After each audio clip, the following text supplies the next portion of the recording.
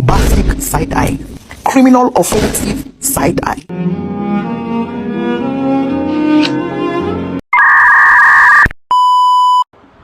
Assalamualaikum warahmatullahi wabarakatuh. Perkenalkan, nama saya Risi Febriana, kelas 12. Di sini saya akan mempresentasikan tugas TIK saya tentang sistem komputer. Nah, hal pertama yang saya jelaskan itu sebenarnya apa sih yang dimaksud dengan sistem komputer.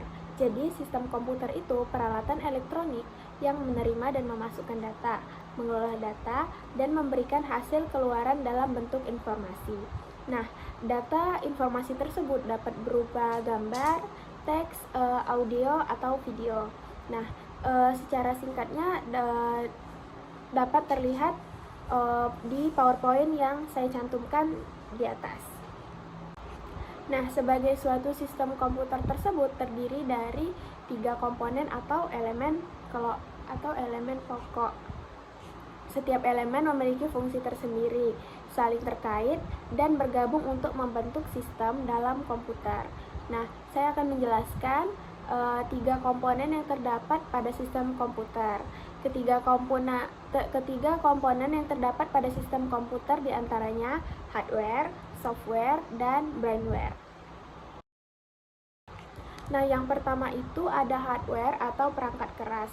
Perangkat keras ini terdiri atas 4 komponen dasar, yaitu perangkat masukan atau input, kemudian perangkat pemroses atau central processing, terus yang ketiga ada perangkat penyimpanan atau storage unit, dan yang keempat ada perangkat keluaran atau output unit. Nah, yang kedua itu ada perangkat lunak atau yang disebut dengan software.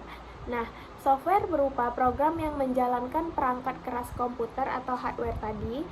Software dalam hal ini dikelompokkan menjadi 2 jenis, yaitu perangkat lunak operasi dan yang kedua perangkat lunak aplikasi. Nah, yang ketiga itu ada brainware. Nah, brainware ini manusia atau pengguna merujuk pada orang yang menjalankan serta mengendalikan hardware dan software. Jadi orang yang menggunakan hardware dan software tadi disebut brainware. Sebagai pengguna, brainware memainkan peran penting dalam seluruh fungsi penggunaan sistem komputer. Mereka akan bertanggung jawab dalam mengatur, mengelola, dan memanfaatkan sistem komputer melalui program yang dijalankan. Nah, yang terakhir itu tujuan dari sistem komputer.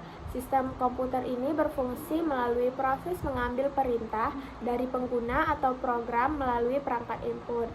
Kemudian dibentuk instruksi untuk memproses data dan mengirim hasilnya ke perangkat output.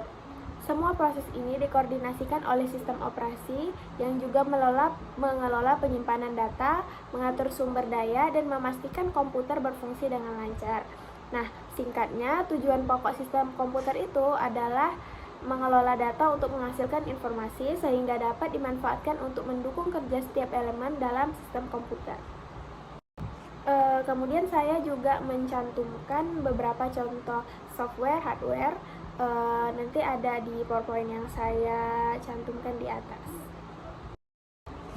Segini saja presentasi dari saya, terlebih terkurang saya mohon maaf. Wabillahi taufiq wal hidayah. Wassalamualaikum warahmatullahi wabarakatuh.